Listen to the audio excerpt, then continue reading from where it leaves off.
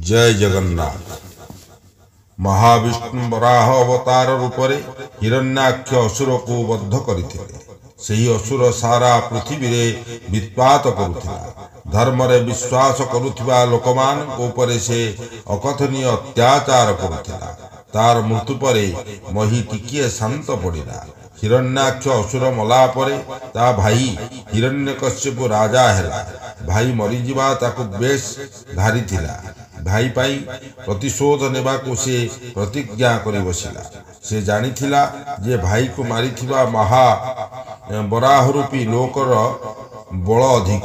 एणु अति बलियान हेबा पाई से भाविला महाविष्णुकर ठारू अति बलियान हेबाकु ताकु तपस्या करिबाकु हेबो। एणु हिरण्यकश्यपु मंदर पर्वत उपरकू गला। सेठारे ब्रह्मांक उद्देश्य तपस्या कला। जेतेबेले केते काल घोर तपस्या बल ब्रह्मांकर आसन थरहर हबारे लागिला। ब्रह्मा आसी हिरण्यकश्यपु आगरे उभा होई गले एवं कहिले, हे वत्स आखि खोल, तोर तपस्या रे मु प्रीत। तोर जदि किछि मागिबार थाए तेबे मागी पार। हिरण्यकश्यप आखि खोली ब्रह्मा को साष्टांग प्रणाम कला एवं वर मागिला। हे प्रभु, मु सारा पृथ्वी रे सबुठार बलियान सम्राट हेबी। मते युद्ध रे हराइबा पाई नर राक्षस देवता गण सक्षम हेबे नाही। मु अमर हेबी। ब्रह्मा कहिले, हाँ मु सबु वर देई पारे, किंतु अमर हेबा वर देई पारिबि नाही। हिरण्यकश्यप कहिला, हे प्रभु, तेबे मते एमंत वर प्रदान करंतु जेपरि मु दिन रे किंबा राति रे मरिबि नाही। मु भूई रे मरिबि नाही, आकाश रे मरिबि नाही। मु नर रूपी योद्धा हाथ रे बद्ध हेबि नाही। कोनोसी जंतु मते मारि पारिबे नाही। मु सारा पृथ्वी रे अखंड राजूति करिबि। ब्रह्मा मुरुकी हसी देले एवं कहिले, तथास्तु। तापरे ब्रह्मा उभान होई गले। एथर संतुष्ट होई हिरण्यकश्यप निज राज्य को फेरी आसिला। राजा राज्य सारा डिंडिम पिटी कहिला जे केही विष्णु को आराधना करि पारिबे नाही। राज्य रे कौनसी प्रकार यज्ञ पूजा अर्चना और विष्णुकर उद्देश्य रे होई पारिबो नाही। जे राजा को आज्ञा न मानी विष्णु को पूजा कला ताको राजभृत्य गण मारी पकाइले। ये परी कठोर अत्याचार पृथ्वी रे बढ़िला। क्रमे यह देवलोक को व्यापिला। देवगण थरहर हेले। एणे हिरण्यकश्यप गोटिए पुओ हेला। तार नाम रखागला प्रह्लाद। पिलाटी दिनु प्रह्लाद विष्णु प्रति अनुराग देखा जाउथिला।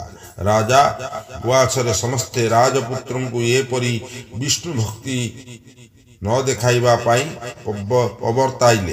तार किछि फल हेला नाही। राजा मध्य ताकु बुझेई विफल होई गले।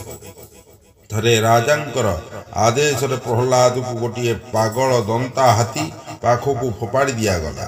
समस्ते देखुथांती प्रह्लाद विष्णु विष्णु नारायण नारायण नारायण बोली जपुथांती।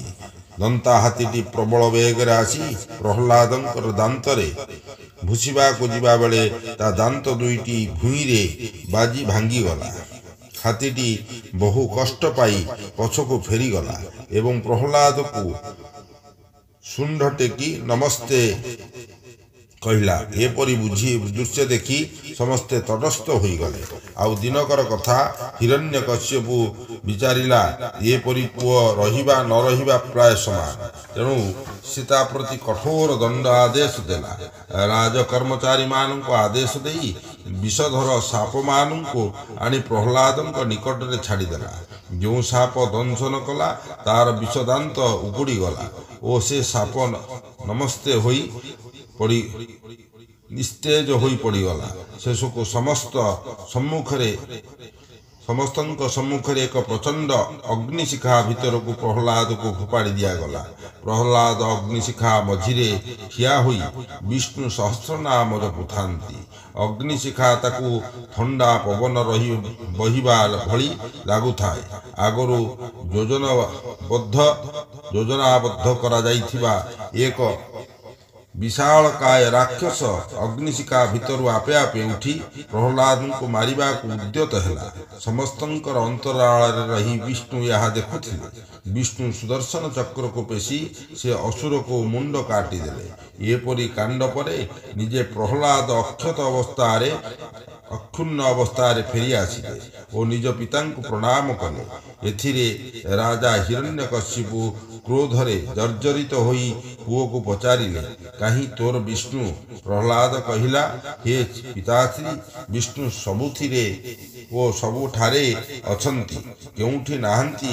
सकल चलंती ओ अचलंती वस्तुरे विष्णु विद्यमान होइछंती।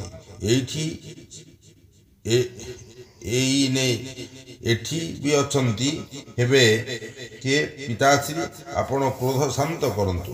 क्रोधर परिणाम क्षय अटे। एक कथा राजा को आहुरी रगाई देला।